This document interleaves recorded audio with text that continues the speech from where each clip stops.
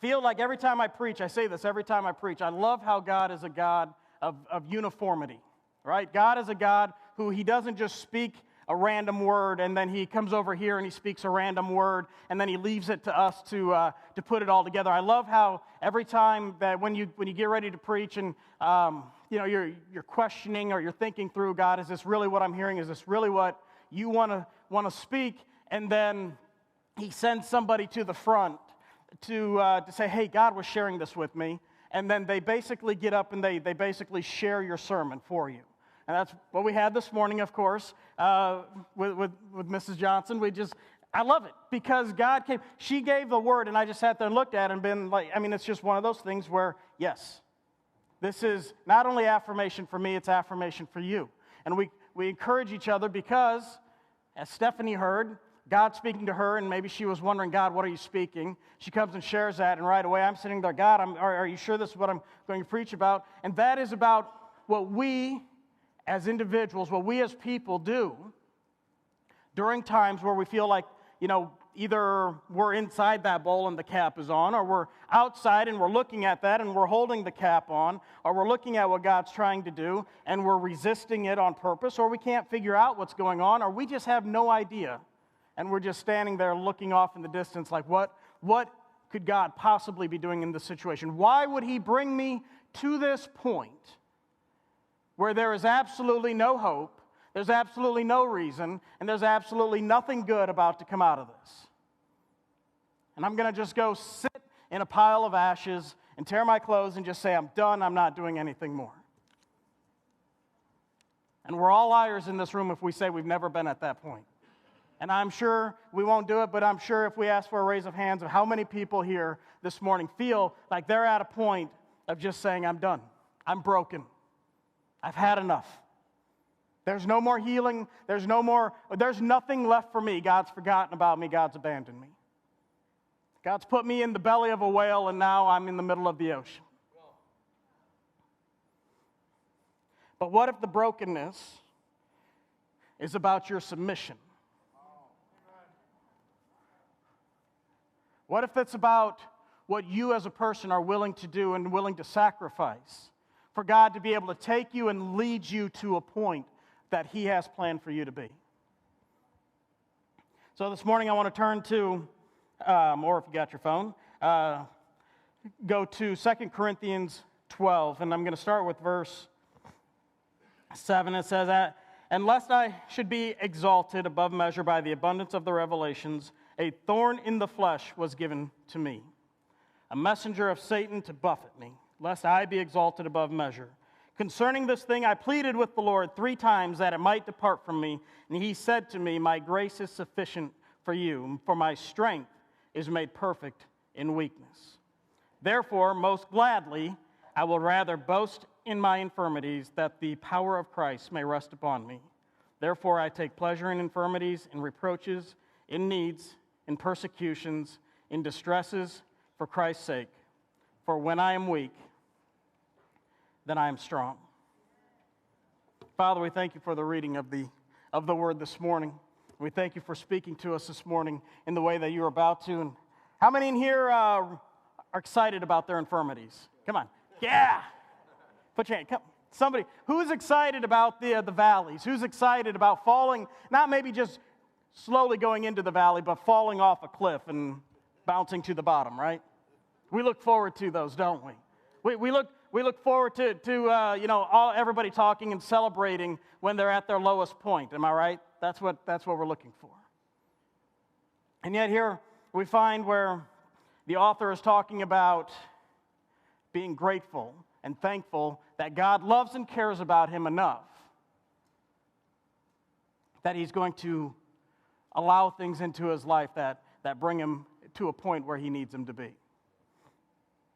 See, and we get to these points of brokenness, and we sit there and we question, God, why are You doing this? And we begin to question, and we begin to put all of the focus on ourselves. It's me. Why me? Why this? Why that? And we begin to lose focus on what is a greater cause that may be going on. What is out there that God may be looking to do. And it's a way for God to deal with our self-reliance. It's a way for Him to draw us closer into Him. But through the submission part is where the battle begins. That's good. Through the part where, as God is beginning to mold and to take us and to make us into what He wants, that's where it begins to fall on us as who we are. Because, like, we'll take this table right here, this shape right here. That wasn't how it came out of the ground. That went through a whole lot of pain and suffering to become a perfect piece of equipment that we can utilize. It was heated up, it was blasted, it was hammered on, it was pounded, it was to a point beat into submission at some point. And at some point that steel, that metal, finally began to give. And it finally began to cooperate. And what got me started thinking about this, and I love sermon illustrations, and I'm going to see if anybody knows what this is. There we go. Who had one of these? I would say as a kid. I don't know if any of you remember that part. Who had one? I love these. I love it. It's easy. Who says it's easy? Come on, it's easy, right? All right, show of hands. Who knows how to solve one of these? Oh, yeah, we got hands in the air. All right. So the other day, to start out the story, the other day, my kid brings this one home. This one is a pain. Because when you try and turn it, it sticks. And it won't move. And it gums up. And it won't do what you need to do. But me being the patient young man that I am, through a few new words and names for this delightful, I did not remove the stickers. But I worked on it, and I worked on it, and I worked on it because I knew how to do it. I got all the way to the very end, and it still wasn't right. Man. Like, okay, I'm doing it again. Do it again. Get to the end. Still wasn't done right. Finally, after far too long and some time at the altar, I realized that the very first part of what is needed to solve this wasn't done correctly. The pieces weren't even in the correct order. So that was the first lesson that God began to speak to me. Are my pieces in order? I'm not saying that has to be right. I mean, does this look solved to you? Does this look like a Rubik's Cube that's done, good to go? No. But all the pieces are in the right place now. And so that's the point where we can begin to have things done, and we can begin to turn where we need to be. Now this one turns easy. This one's nice. This is like speed racing. It's done and it's perfect, right? Accomplishing what it's supposed to do, right? How many of you in here feel like this Rubik's Cube right now? You're perfect. You're right where you're supposed to be. Am I right? Isn't this what we... Look at that, right? Now I can turn it once. Hey, Brian, can you solve this one? Yeah? Probably not. Sorry, I should ask. Got to turn once. We can turn it again. Here, let's do that. Let's do that. All right. Now we can solve it. If you watch closely, you could probably saw what I did and, put it back into shape pretty good. Got it there. But, I'm going to try and fix it. I thought I remembered what I did. Hey, Brian, can you solve it now? All right, so I made one little change to my perfect little cube, my perfect little life here, and now where am I at? I'm at a point. Okay, who feels like this? Now who do we feel like? All right? But what I love about this guy, this one has a little trick. Okay? You guys aren't ready for this. We're going to put it in the bag. We're going to turn it a couple of times. We're going to shake it up. say a few magic words. All right? Okay?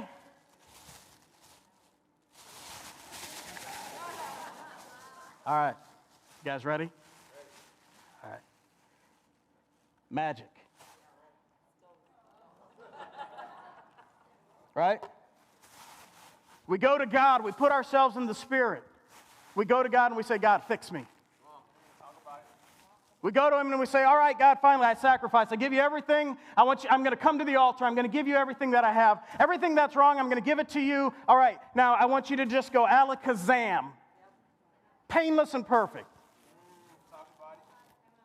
And now I'm back to perfect. Let's skip all of the rough part. Let's skip all of the difficulties. Let's skip all of that part of where I have to submit. Because if you put a drop of glue in the middle of this and you say, nope, not going to do anything, if you want to become like this one here, and it won't turn. It won't go anywhere. So then the next point that came to me was, all right, if I feel like this, let's see, Eddie, solve that for me. Who wants Eddie to solve the Rubik's Cube for him? I'll change your mind in a little bit. All right. Watch your head. Kobe, solve that for me. Now, while they're working on that, I'm going to tell you a little secret that I already know. I know Eddie ain't got a clue. Is that a secret? That ain't much of a secret, is it? Eddie doesn't have a clue what he's doing right now. And Eddie's trying to think of ways that he could take the stickers off. Eddie's trying to think of ways he could take it apart and put it back together. Here's another great question for you, for anybody who's tried this. How many have completely dismantled Rubik's Cubes and now they're just laying in pieces everywhere, right? Maybe you got to put back together, maybe you didn't. It was a big risk, right? But once you've taken that apart, getting it put back together can be difficult. And you don't go through that process. And who in here wants to be just completely dismantled? Who in here wants to reach that point where there's nothing left to do except for Christ to come in and completely dismantle you down? No, we want to reach that point of submission. See, we want to find when that life is turned and twisted. How's it going, Eddie? No? All right, give me here. All right. I mean, you don't even have two colors on the right side. It's like, is he close, Mike? Is he getting close? Here, Mike, you give it a try. Who believes Mike can do it? Yeah. All right, I've got a little secret for you. Mike don't have a clue what he's doing.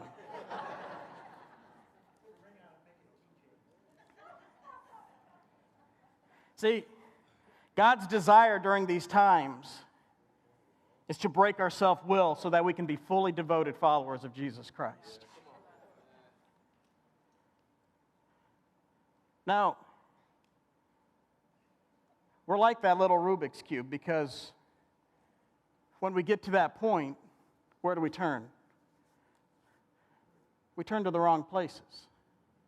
We turn to alcohol. We turn to drugs. We turn to pornography. We turn to complaining about everything and everything that can happen. We turn to our pride. So when I give it to Eddie, I already know Eddie doesn't know how to solve it, but I've turned to something that I know won't fix it, but maybe it'll take it off my mind for a little bit. Okay? We'll say Eddie's like alcohol. It's just a momentary lapse away from what God is doing. And I still haven't fully submitted because I'm controlling it. Because I know that at any time I'm going to go back over to Eddie and be like, Eddie, give it here. I want it back. He didn't fix anything, didn't get any closer. Mike, how's it going over here? Oh, see, we got it. Yeah, see? Mike did exactly the right thing. All right. You know what you're doing? You know how to do it? Oh, I thought you were like sneaking it on me and ruining the whole illustration by knowing what you're doing. Hey, you got 3. You got 3 of them. Does that feel fixed? Is anybody content with this? Anybody going to just stop right here? What's that? That's exactly right. Oh, hey, I've got 5 on the same side.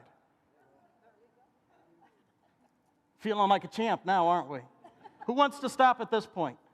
Yeah, Eckert, you're at this point. You want to solve it? All right, watch your head. Here we go. All right. Mike can be like drugs and like burying ourselves in our work or abandoning our family. Because we desire not to submit. But yet I knew for sure that in this place, I knew for certain, besides myself, somebody who knows how to solve it. Now, I could spend the rest of the entire day tossing that goofy little thing around to every one of you. Or I could do what? What would be the smartest thing I could do if I needed that cube solved? Take it to somebody who knows how to do it. Who'd I give that other one to? Kobe, I hope you're smart. Toss it here, buddy. All right. Anybody see that? Who wants to be this cube now? Okay, right? Am I right?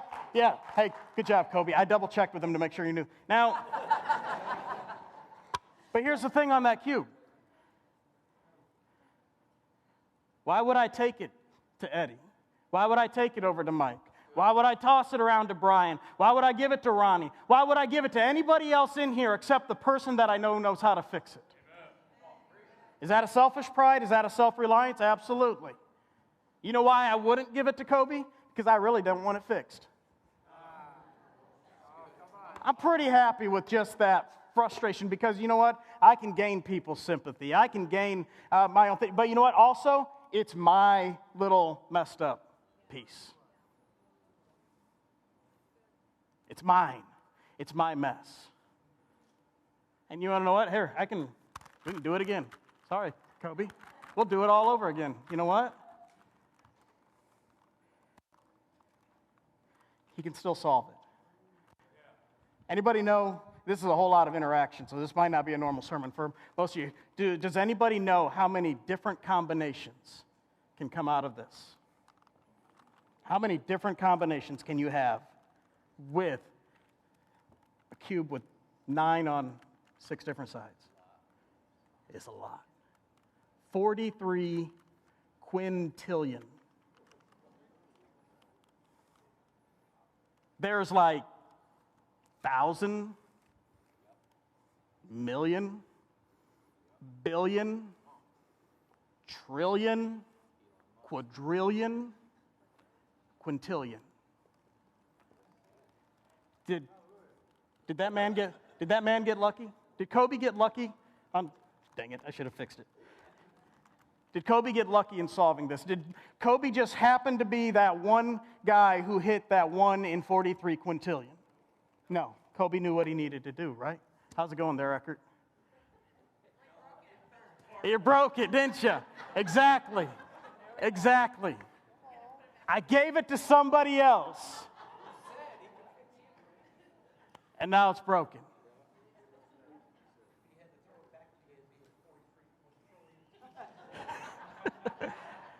But all because I didn't want to take the time to submit to that one person, to that one God, to that one being that I know can come in and straighten out.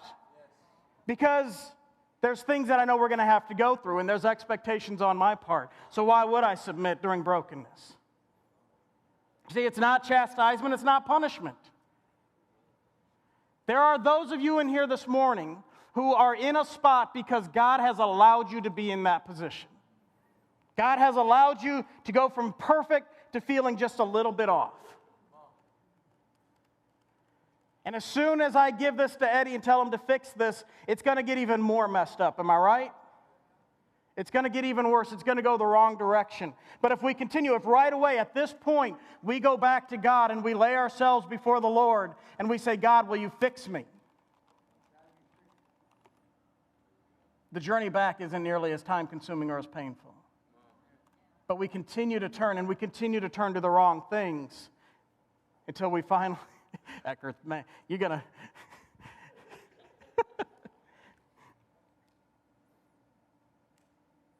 See, he's addressing a present and immediate sin. He's being merciful to you. We talked about God being a God who's alive and who's in this place.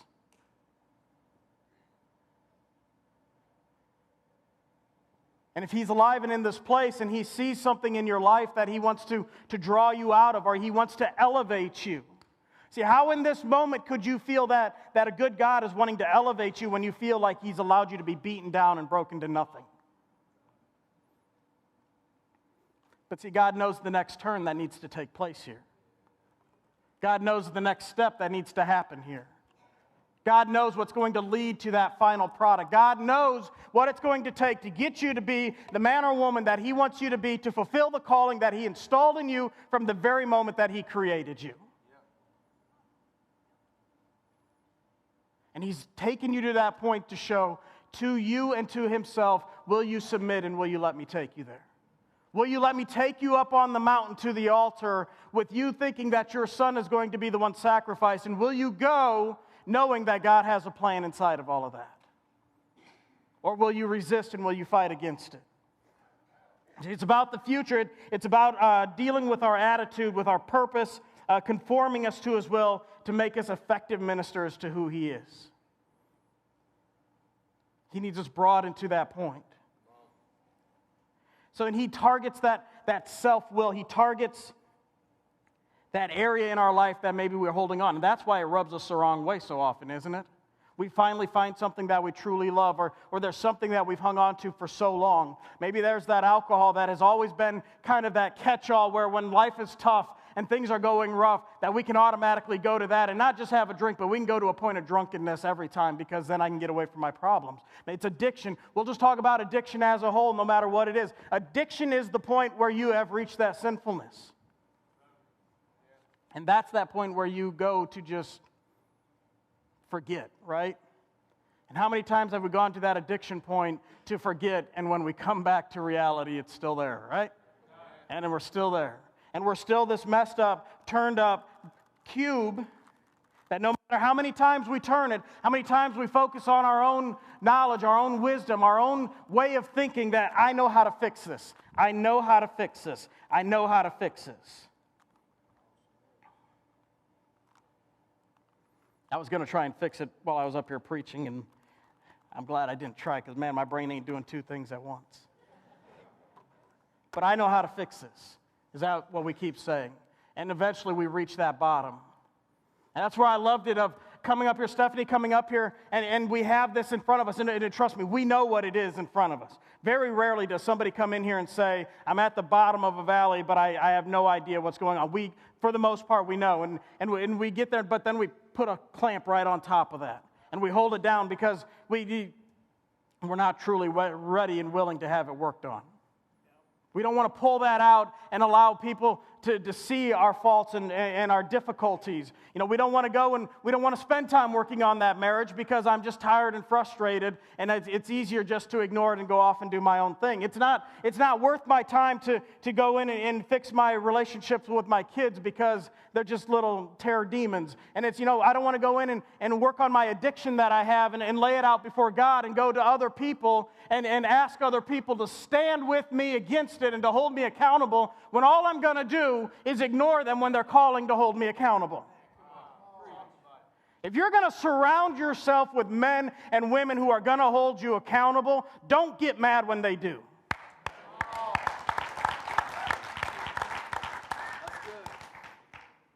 I can tell you too many stories of where the guys have come and said, I want 5 or 6 guys around me.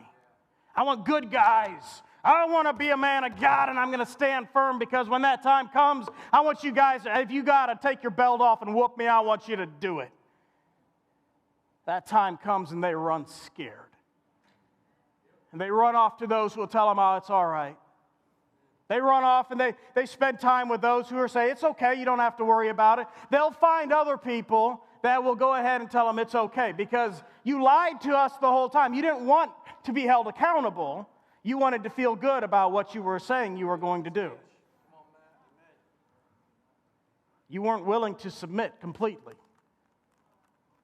You're not willing to admit That your life is turned upside down and your red's where the blue should be and the orange is where the green should be. You're not willing to admit, we're not willing to admit, we don't have a clue what we're doing.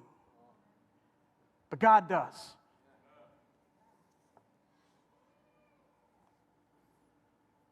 See, Moses was broken in the desert. 40 years learning to obey God. Apostle Paul, as we read about, thorn in his flesh. Peter, a man of pride.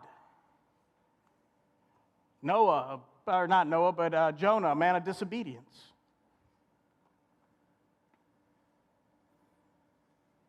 To whether he allows difficulties to arise in our family, our finances, our health, God does so out of love. Did he hate Job? Was there any hatred for Job? Was there love? Was there affection? See, his ultimate purpose is that we become spiritually mature and effective for his kingdom and what he's doing. Did you get it done, Dave?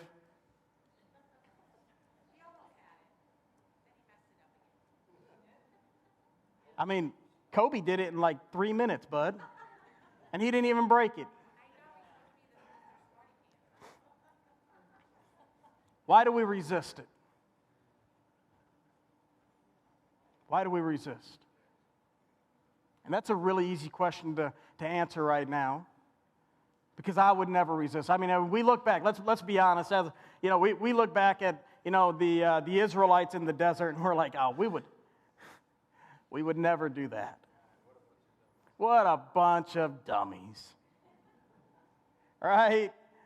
I mean, Moses is only up, on the top of the mountain for, a little bit. And, I'm sure they see all the wild and crazy things going up there, and we would never turn against God that quickly. We would never doubt God's goodness. We would never doubt God's faithfulness. Second, that adversity hits us.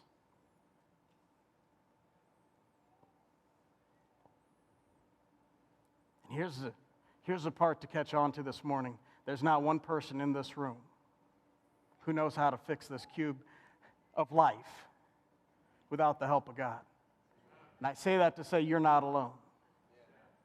Every person in this room is fighting through a battle of their own. Every person in this room, and like I said, I could ask people to raise their hands if they feel like they're being battled against, if they feel like they're being warred against, if they feel like there's something and the enemy's coming against them, and every person in this room would raise their hand, because not one person raised their hand when I held up the perfect cube and said, hey, does anybody feel like this? Hey, Kobe, can you do it again? I messed it up past the point I can fix it. Thank you. So we let our pride get in the way. We let our fear get in the way. It's a scary thing. To see that fire coming towards you, for the fire that this went through, to hear and to see what God wants to do in our lives. Other things are we get tied up in our desires for success and in our things of the world and the things that we've built up for ourselves. Because God, I've built up all of these things. God, look at all of these things I've done. God, look at all of the amazing things I've done. Why are you taking them away from me? I mean, let's think about all the good things I can. God, I've made a lot of money, okay? Let's think about all of the good things now that I can do with this money. Or God, I've stored up all of these amazing things. I've reached all of these lives. I've done all of this good. Look at all these ministries I'm involved in. Look at what I have done. Look what I am doing. Why would you change this for me, God? And we miss where God's taking us because we're not willing to give up what we've been able to do on our own. Because when we give up what we do on our own, that means completely submitting to allowing God to take it where He wants to take us. Rebelliousness, strongholds, all are things that can be why we resist this brokenness and why we resist what God's wanting to do. And it even gets to a point of consequences. We can get to a point where we begin to hinder our relationship with God, where we begin to get to a point where we can We can just lose that relationship, that we can lose that joy, we can lose that just desire. We hurt those who are closest to us. We get feeling like we are just put on the side. I mean, we go through that, right? We go to these points where we feel like in the church we're just put on the side, and I'm no longer useful, and I'm no longer needed in anything, and I'm no longer good to what God is doing. And we want to right away, we want to run back, or we want to get into, that time of just, I'm down, poor woe is me, I'm not willing to do anything. But then we finally reach that point, and again, we want to just get thrown into the Holy Spirit bag, shaken up, and come out magic, right? And we get into that point. But God's not looking to do that. God's looking to walk with you through a process. God's looking to take you to a point of who He wants you to be. God's looking for you to take the lid off of that bowl, expose it into the light, and say, God, I give it to you. I lay it at the altar in front of you. I lay it before you, God. God, I want you to come, and I want to submit to whatever it is. And I'm not going to resist. I'm not going to hold you back. I'm going to get all these pieces. The first step, getting that point perfect with God, getting it ready. Yeah, he's done already, Dave. Getting that point ready to where God can come in and begin to work on you.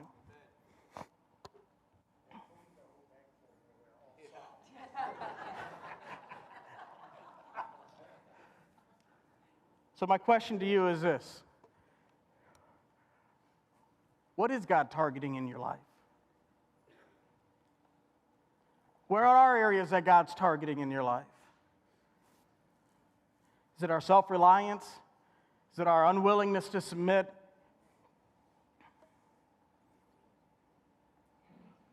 See, there's suffering in it. There's not a person in this room who hasn't gone through it, who won't tell you the truth that there's days it's miserable. There's a lot of days it's miserable, and a lot of days it's tough, and a lot of days where all you do is you sit there, throw your hands up in the air and say, God, why? But God is there working, and as long as you allow Him to keep working, there is a why to the reason. There is a reason.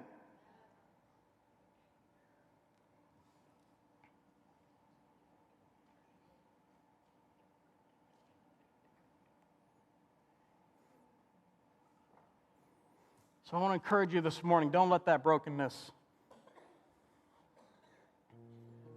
be a time that leaves you further away from God. Don't let this time of brokenness be a time that doesn't end with you at the throne of Christ, made perfect in who He wants you to be. See, this morning is a great morning. We're going to go into a time of ministry and time at the altar where this morning is a great opportunity and a great time to take the lid off of the thing that you're holding down, the thing that you're holding back. It can be an addiction. It can be a marital issue. It can be a pride issue. It can be a fear issue. It can be something where you're like, well, it's fairly small and insignificant. I don't need to do this out in public. I don't care if the issue is big or small. I don't care if you're one turn away from who God is in your life, or if you're all the way to 43 quintillion. If you're ready this morning to submit to who God is, if you're ready this morning to take the lid off, if you're ready this morning to have that assurity that God is working in your life and that God is taking your life and moving it to where He's called you to be. And I have no doubt that God is here ready and willing to meet you. We have lives in here that have testimonies and stories beyond what you could ever imagine. Lives that we would all look at and say, what good can come out of that life? In our human mind, we would look at them and say, there's nothing good left there.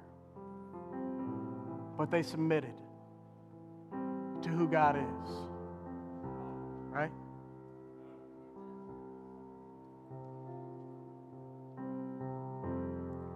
There's people going on 12 years, 15 years, 20 years free of their addiction. There's people going on 1 year. free of their addiction. There's people who have solved their marital problems. There's people who have built relationships with their kids or fixed relationships within just those who are around them. There are people who have come out of the worst things you can possibly imagine, overcome abuse and neglect. All of the things where we could easily hold on to and say, well, they have an excuse and they have a reason. But we've seen so many lives where they've come to the front and they've put it to the altar. Now they sit in the second row. Hands raised high, praising who God is. A testimony. Right? We want a testimony. Right? Anybody with me? Who all wants a testimony? Yeah. Testimonies aren't easy. Testimonies come from a time of submission, a time of brokenness. But if you're ready for your testimony to start, today's a great day to start. That first step is through submission. So we'll bring the lights down. We're going to just take time, if you'll stand with me this morning. The altar is open for you. But listen, we want to meet you wherever you need to be met at. If you need somebody to come and pray with you where you're at, please just tap a neighbor beside you.